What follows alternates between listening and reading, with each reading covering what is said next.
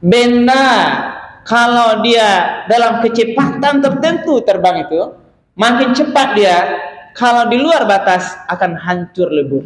Pesawat tenak dari Padang ke Jakarta itu menempuh lebih kurang 1 jam 20 menitan kan? Kalau ditambah kecepatannya bisa meledak. Tapi Muhammad dalam peristiwa Isra Mi'raj tidak meledak dia. Itulah di sini kehebatan, kemahadasyatan, kekuasaan Allah Subhanahu. Assalamualaikum warahmatullahi wabarakatuh. Waalaikumsalam warahmatullahi wabarakatuh.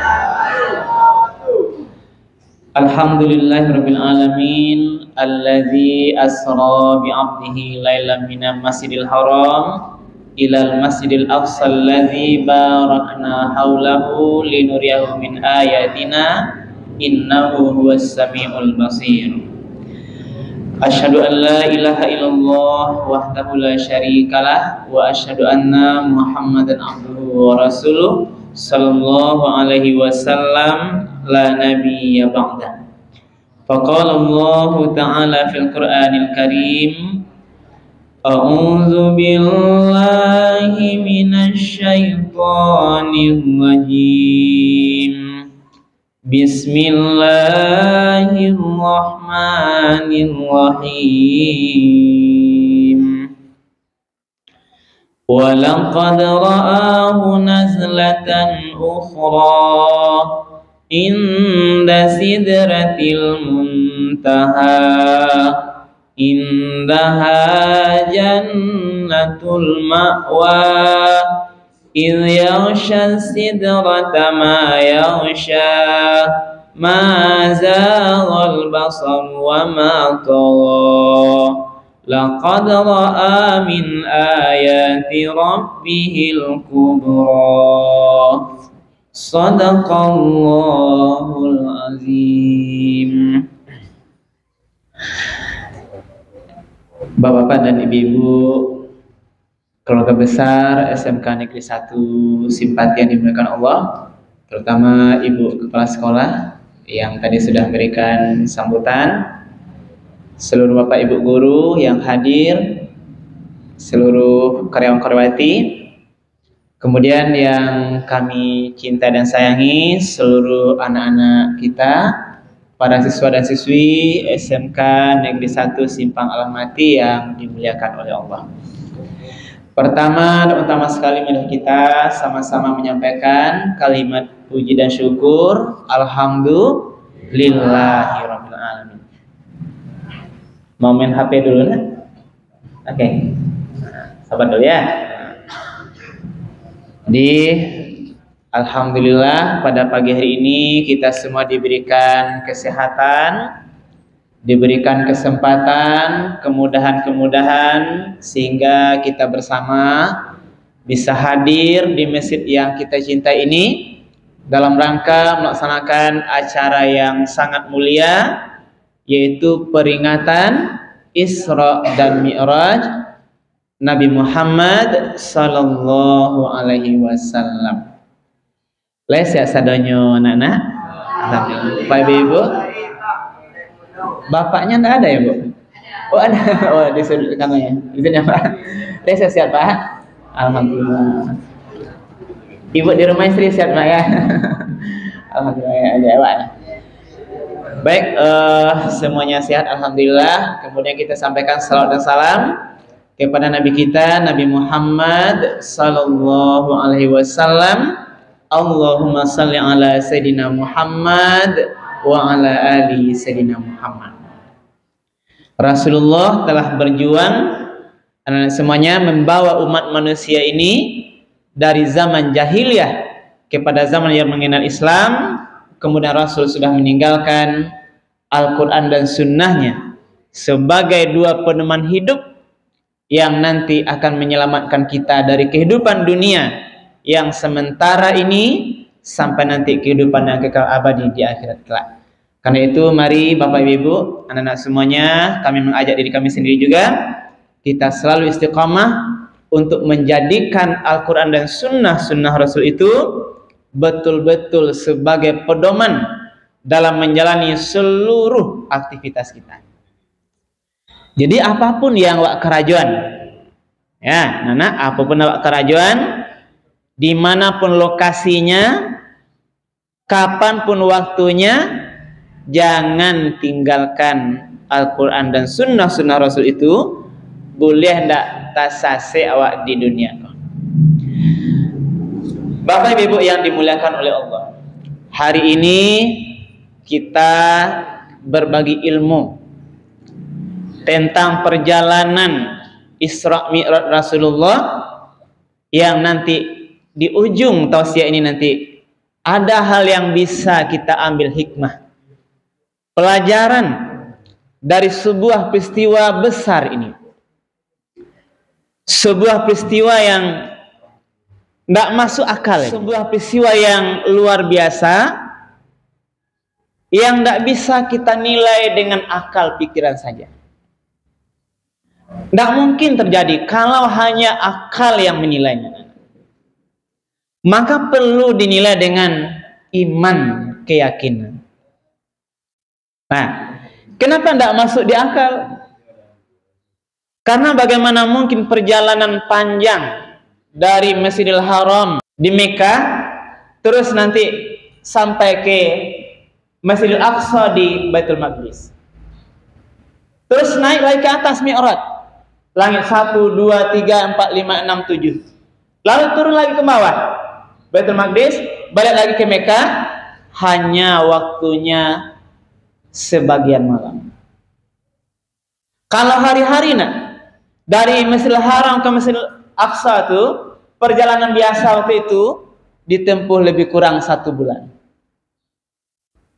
Waktu 1 bulan jadi sebagian malam, itu saja tidak mungkin.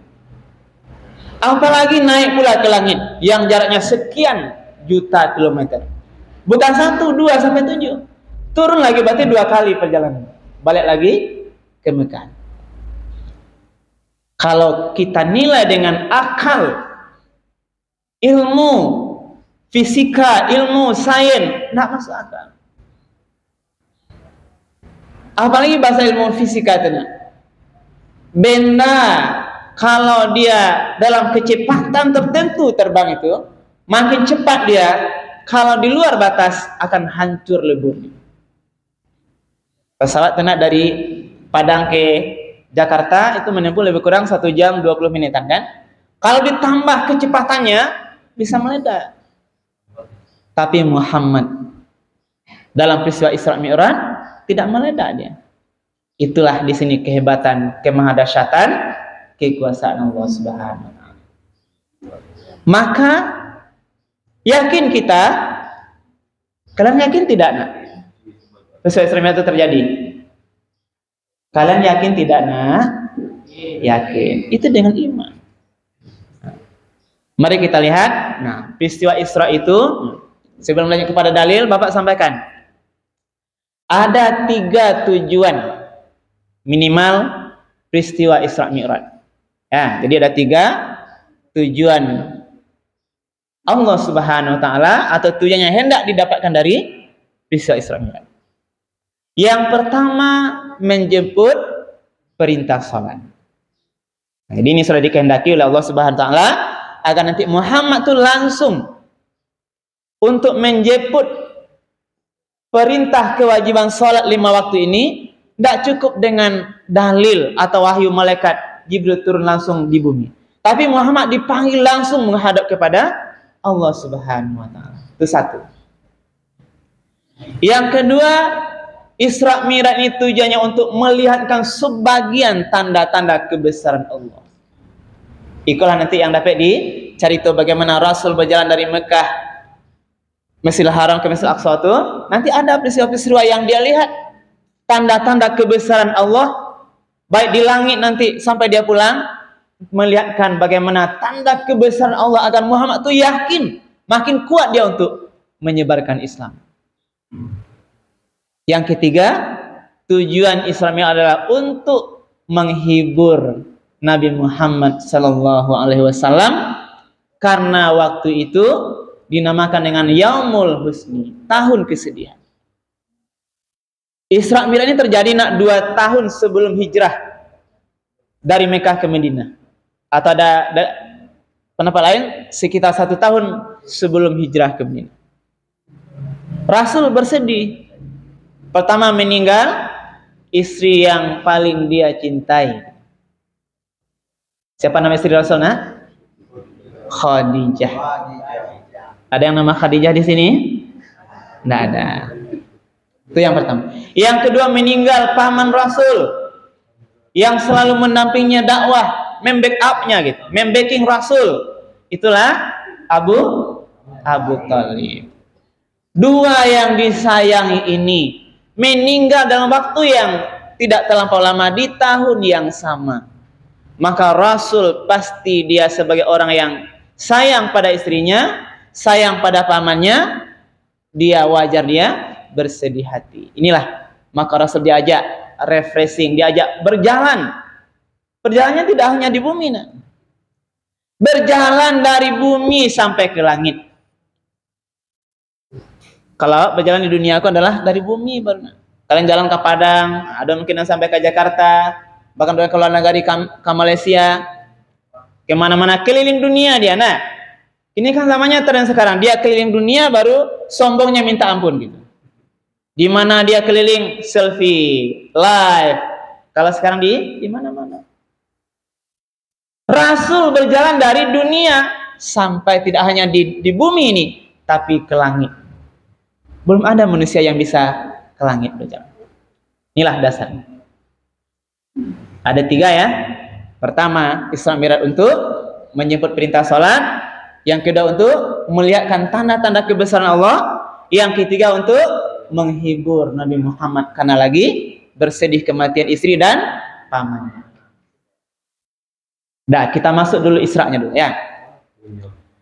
Peristiwa Isra dasarnya tadi ayat yang dibacakan teman kalian, surat Al-Isra ayat 1. A'udzu billahi minasyaitonir rajim. Bismillahirrahmanirrahim.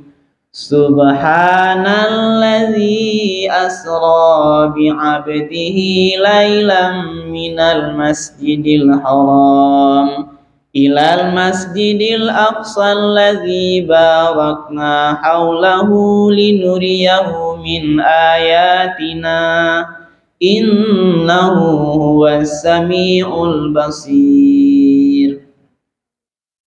Ini dasar dalil peristiwa Isra. Ini akan Bapak jelaskan pada kalian masing-masing makna ayat. Nah, yang pertama subhana, artinya maha suci Allah. Berarti Allah awali ayatnya dengan subhana, maha suci Allah. Apa makna maha suci? Allah tuh bebas dari hal yang kurang. Allah teh tidak ada kekurangannya, tidak ada kelemahannya, sedikit pun tidak. Hebat. Dan Allah sampaikan kemahasuciannya di peristiwa Isra Mi'raj. Hebat Allah yang memperjalankan Rasul. Di subhana alladzi asra, yang telah memperjalankan hambanya. Asra memperjalankan bi'abdihi, hambanya. Nah, pertama dulu makna asra, memperjalankan. Nah, berarti Muhammad dalam Isra Mi'raj ini bukan berjalan sendiri, tapi diperjalankan oleh Allah. Dengan apa Dengan kendaraan yang namanya buruk. Berarti kalau Muhammad sendiri ingin pergi jalan dari Makkah, Tarika, Baitul Maqdis, ingin naik ke lain, kalau seorang Muhammad tidak bisa. Karena Muhammad tidak punya kemampuan, tidak bisa terbang, tidak bisa menembus ruang yang jauh dengan kemampuan ini. Tapi Allah perjalankan. Itu mana asra? Allah yang memperjalankannya dengan atau bersama Burak. Oke, kita lihat perjalanannya ya. Nah, Dalam riwayat, nah ini perjalanan Isra Mi'raj itu, pada malam hari itu Muhammad sedang tidur dengan dua pamannya, Hamzah dan Ja'far. Itu malam hari itu. Lalu datang malaikat Israel bersama Mikail, diambil Muhammad itu, dibawa ke tepi sumur Zam-Zam. Yang pertama dulu dilakukan pembedahan dada Nabi. Pembedahannya jangan kalian bayangkan bedah kat rumah sakit ya. Bedah malaikat dengan bedah rumah sakit pasti berbeda. Kita tidak tahu bagaimana bentuk pembedahan. Yang jelas, riwayat menyatakan dibedah dada Nabi, dibersihkan hatinya, lalu Israel meminta kepada Mikail untuk mengambilkan 3 bejana isinya air Zam-Zam. Dibersihkan 3 kali. Karena Muhammad akan menghadap pada Allah. Harus bersih hatinya. Jadi kalau kita mau menghadap Allah, harus merasi hati dulu. Kalian kalau mau sholat menghadap Allah, berasi hati dulu. Karena walaupun wajahnya bersih berwudu, kalau hati tidak bersih, tidak akan khusyuk sholatnya. Jalan, itu betul itu. Kalau lahir berasi, walaupun kalian berwudu bersih, tapi kalau hati membangkang, ya kan, mendongkol, tetap akan ketahuan. Tidak ikhlas, tidak tulusnya. Jadi dibersihkanlah hati Nabi, dibersihkan yang perlu dibersihkan, lalu dimasukkanlah di situ ilmu, dimasukkan sifat-sifat kelembutan, dimasukkan yang lain-lain itu atas izin Allah. Lalu setelah bersih, kemudian ditutup kembali oleh malaikat, dijahit kembali sampai dia selesai. Jangan bayang kalau bentuknya jahitan model manusia ya, ini jahitan malaikat yang bentuknya Allah yang Maha Tahu. Nah, setelah selesai dibersihkannya itu, barulah Jibril memanggil Buraq dari surga. Datang Buraq ke Masjidil Haram, kemudian itulah yang ditunggangi. Dalam satu riwayat, Buraq Nabi di situ, sebelah kanan Jibril, sebelah kiri Mikail. Mulailah perjalanan Isra. Dari Masjidil Haram berjalan malam hari itu, jalan. Di beberapa perjalanan menjelang Baitul Maqdis itu, beberapa kali Rasul disuruh turun untuk sholat sunat. Pertama ada kelihatan ramai pohon anggur, kebun-kebun yang bagus. Turun Rasul di situ, sholat 2 rakaat, naik lagi. Pas naik, Rasul bertanya, "Wahai Jibril, tadi di mana kita sholat?" Lalu dijawab, "Itulah daerah yang nanti engkau akan tempati, wahai Rasul Muhammad.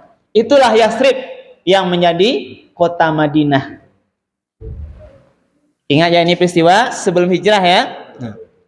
Lalu ada juga turun dia di tempat kelahiran Nabi Isa. Ada juga turun di tempat Bukit Tursina dan tempat-tempat lain. Dalam perjalanan itu juga lah Rasul melihat perumpamaan, kejadian-kejadian yang dilihat manusia melakukan sesuatu hal. Ini atas izin Allah. Allah perlihatkan pada Rasul yang bisa ambil hikmahnya. Contohnya, dalam Isra itu Rasul melihat ada orang-orang yang sedang panen menyabit padi. Ya, ini kan masih menyabit. Lah sudah talun. Lah sudah. Biasa sudah menyabit, kok banyak orang nikah kan. Biasa pengaruh tengah. Menyabit padi itu, ketika dia mulai menyabit padi, selesai padi yang tadilah disabit itu tumbuh balik. Tumbuh padi baru. Sabit terus, tumbuh yang baru balik. Nak beranti-rantinya. Ini perumpamaan. Lalu Muhammad bertanya kepada Jibril, "Wahai Jibril, perumpamaan apakah itu?" Jibril menjawab, "Itulah gambaran nanti umatmu yang suka bersedekah dengan ikhlas." Sesuai dengan ayat Al-Baqarah. Masalul ladzina yunfiquna amwalahum fi sabilillah kamatsali habbatin ambatat sab'a sanabil fi kulli sumbulatin mi'atu habbah wallahu yudha'ifu liman yasha' wallahu wasi'un alim.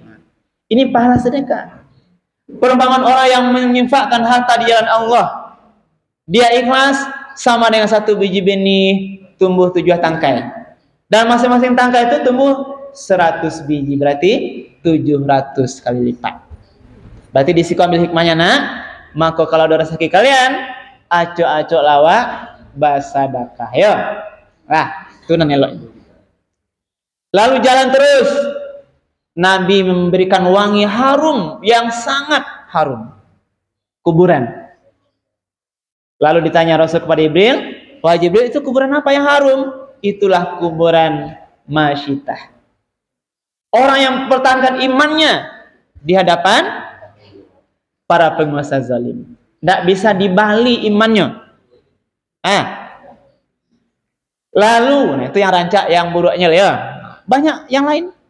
Rasul melihat ada orang yang memukul-mukul kepalanya. Jadi nyotokok-tokok kepalanya ya. Kalian pernah pukul kepala sendiri nak? Tidak pernah. Ambil batu tokok, berdarah terus pukul. Ternyata ditanya Rasul, wahai Jibril, kenapa itu orang pukul-pukul kepala Jibril? Itulah gambaran orang yang tidak mau sholat. Kareh kapalonyo surah semayang dak semayang. Subuh lalok. Siang mencari durian. Asar main bola. Maghrib panek. Isya nonton lo bola lihat. Ndak ada semayang. Ndak mau dia. Keras kepala dia. Sudah ditunjukkan. Apa kata Ustaz? Nak, sholat itu wajib. Kalau tinggal pada suawak, haram hukumnya pada suawak banyak. Disuruh di amaknya semayang nak. Tetap tidak sholat. Kareh kapalo. Berarti nanti kalian nak digambarkan orang yang tidak mau sholat nanti akan pukul kepalanya sendiri, azab diri sendiri. Ini gambarannya. Lalu nampak lagi yang lain, orang memikul kayu nak. Seseorang memikul beban, lah balik kesulitan, yuk tambah lo balik. Makin balik makin payah, dia tambah lagi, tambah.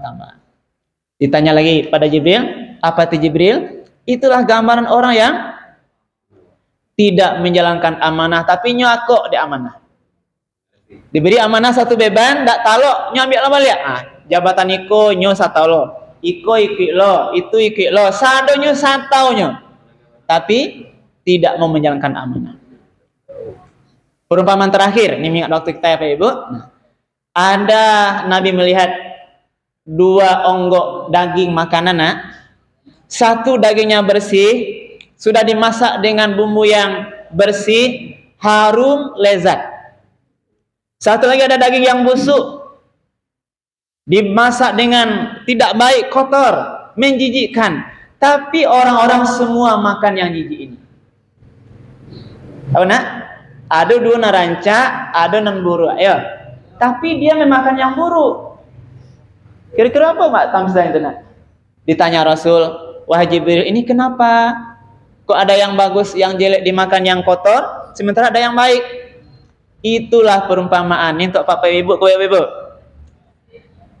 Seorang suami yang ada istrinya yang halal di rumah, dia mencari yang lain di luar yang haram. Selingkuh. Atau seorang istri yang ada suaminya tapi dia bermain dengan laki-laki lain yang diharamkan. Inilah gambaran dia, berarti memakan yang busuk sementara ada yang lebih baik. Nah, lalu banyak yang lain. Akhir cerita perjalanan itu sampailah dia di Masjidil Aqsa. Ya, waktu tutup cerita itu dulu. Nah, sampai di Masjidil Aqsa di Palestina itu Rasul turun, lalu buraknya diikatkan dengan suatu tempat. Masuk Nabi ke Masjidil Aqsa. Lalu salat sunat di situ 2 rakaat. Ketika Rasul salat, dicalik ke belakang, rupanya lah banyak orang di belakang. Ini malam itu nah ya. Lalu Rasul bertanya kepada Jibril, wahai Jibril, itu siapa yang di belakang kok rame? Menjadi jemaah makmum, saya imam. Jibril menjawab, itulah para nabi terdahulu. Berarti Muhammad menjadi imam di Masjidil Aqsa malam Isra Mi'raj, mengimami para nabi yang hidup sebelumnya. Itulah kemuliaan Muhammad. Lalu selesai, barulah peristiwa Mi'raj. Berarti kalau Isra tadi nak dari masjid ke masjid dunia, to horizontal. Lalu Mi'raj naik ke langit. Langit itu dari Masjidil Aqsa itu naik ke langit di bawah perjalanan Mi'raj, pas sampai di pintu langit. Anak-anak kalian ketahui, semua langit itu dijaga oleh malaikat. Ada penjaganya, ada pintunya. Tidak bebas masuk. Penjagaan malaikat yang lebih ketat dari penjagaan dunianya. Kalau penjaga tahanan bisa lapeh orang. Tapi penjaga langit itu malaikat yang tidak bisa ditembus kecuali atas izin Allah. Pas tiba di pintu langit pertama itu, Jibril bersama Muhammad. Ditanya, Assalamualaikum, kan? Salam, dijawab, siapa? Jadi penjaga langit pertama nanya, siapa yang datang? Dijawab, Jibril. Kalian tahu nak, Jibril adalah penghulunya atau rajanya para malaikat. Walaupun rajanya Jibril, pemimpin malaikat yang datang, tetap ditanya sesuai dengan prosedur. Ini SOP-nya Pak. Tanya dulu, siapa itu? Jibril. Lalu ditanya lagi oleh penjaga langit, siapa bersamamu? Jibril. Muhammad. Tanya balik, langsung dibuka pintu enggak? Apakah dia sudah diutus oleh Allah? Dijawab, benar, Muhammad telah diutus. Barulah selesai tanya jawab itu, dibukakan oleh pintu langit pertama itu oleh penjaga langit. Mau itu sama pertanyaan nanti sampai yang ketujuh. Tiba di langit yang pertama, Rasul melihat seseorang yang duduk enak. Itulah dia bertemu dengan Nabi. Ada kalian tahu? Di langit pertama Nabi Mi'raj bertemu dengan Nabi Adam alaihissalam. Nenek moyang kita. Nabi Adam sering melihat ke kanan, dia kadang senyum. Madaklah ke kiri, dia bersedih. Ternyata digambarkan ketika Nabi Adam itu melihat ke kanan, dia melihat pintu surga. Bagaimana keindahan surga. Senyum dia. Lihat kiri, dia melihat gambaran pintu neraka. Bersedih dia. Itulah di sana. Lalu singkat cerita nak, setelah di langit pertama, kembali dia naik ke atas, ke 7 langit. Sama ditanya dulu yang seperti tadi. Di langit yang kedua, Nabi Muhammad bertemu dengan 2 orang Nabi yang bersaudara. Nabi Isa dan Yahya. Ada nama Isa sih kok. Yahya lain. Nah. Sampai langit kedua terus. Singkat cerita kita terus ke langit ketiga. Dibukakan pintunya, diberikan salam, selamat kepada Rasul. Nabi Muhammad bertemu dengan Nabi yang kita anggap paling ganteng. Siapa namanya? Nabi Yusuf. Udah. Bapak sedikit tambah cerita beda Nabi Yusuf dan Nabi Muhammad ya. Kalau kalian tahu nak, mana yang lebih ganteng gagah Nabi Muhammad dan Nabi Yusuf? Betul ya? Pernah lihat nak? Nanti insya Allah kita lihat bersama-sama di surga ya, amin. Ya Rabbi. Nah, beda kegagahan Yusuf dan Muhammad, ada bedanya. Nabi Muhammad lebih gagah, tapi bedanya di sini letaknya. Nabi Muhammad dia gagah, diberi kewibawaan oleh Allah, berwibawa, sehingga tidak talok padusi atau orang-orang lain mengganggu Nabi, takut karena Muhammad berwibawa. Jadi walaupun gagahnya berwibawa, orang takut, tidak mau mengganggu Nabi. Termasuk para wanita jahiliyah zaman dulu. Tapi Nabi siapa tadi? Yusuf, dia punya kegagahan tapi tidak diberikan wibawa oleh Allah. Sehingga orang atau perempuan-perempuan mau menggodanya. Kalian ingat cerita Yusuf dan Zulaikha? Zulaikha menggodanya, dikumpulkan wanita-wanita di kerajaan itu sampai dia tadi pas memotong buah takudang tangannya gitu. Ini bedanya ya nak ya. Nabi Muhammad diberi kegagahan oleh Allah, bisa diberikan sebuah wibawa sehingga takut, tidak tahu orang mencoba-coba untuk mengganggunya. Tapi Nabi Yusuf dalam riwayat itu diberikan kegagahan, tapi kewibawaannya tidak sama seperti Muhammad sallallahu alaihi wasallam. Nah, itu dia yang ketiga. Lalu singkat cerita, terus naik ke langit keempat, bukakan pintunya, sampaikan salam. Tadi Nabi itu bersalam dengan Rasul, sama-sama memberikan salam. Di langit keempat, Nabi bertemu dengan Nabi Idris. Idris dulu ya. Itu di langit keempat. Yang hebat. Terus naik ke atas, langit kelima, Nabi berjumpa dengan Nabi Harun. Harun ingat nak, dia semasa dengan Musa, sehingga dikisahkan Nabi Harun ini dia punya jenggot yang separuh hitam, separuh putih. Nah, dikisahkan dalam satu riwayat, bakal cie putih cie hitam. Rupanya dulu adalah waktu Nabi Musa dipanggil untuk kepada Allah bermunajat 40 hari, tinggal Harun. Nabi Harun itu dia diserahkan amanah untuk menjaga Bani Israel. Waktu Nabi Harun menjaga Bani Israel ketika Nabi Musa bermunajat inilah 40 hari itu, banyak yang mempersekutukan musyrik pada Allah. Sehingga bangih Nabi Musa itu dipacitnya janggut itu sehingga separuh menjadi hitam, separuh putih. Ini riwayatnya, wallahu alam pastinya ya. Nah. Lalu naik ke langit ke-6. Bertemu dengan siapa nak? Nabi Musa. Ya, inilah Nabi Musa, Nabi yang kita kenal kuat, umatnya besar-besar kuat-kuat.